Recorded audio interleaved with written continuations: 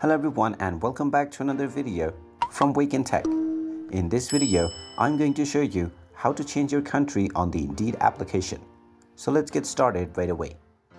In order to change your country, first of all open up the Indeed job search application on your device, and then if you haven't logged into your account already, go ahead and use your credentials including your username or your email address and your password to log in. Now once you have logged into your account, in order to change your country, tap on the menu icon at the top right corner, and now from the menu page you will be able to find the country and language option.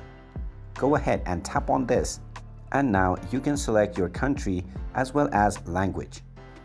Scroll down and tap on your respective country name and your country will immediately be changed. And there you have it. That is how easy it is to change your country on the Indeed job search application. If you find this video helpful, make sure you hit that like button and subscribe to our channel if you haven't done so already. Also ring that notification bell to never miss another update from us. Thank you for watching and I will see you again in the next video.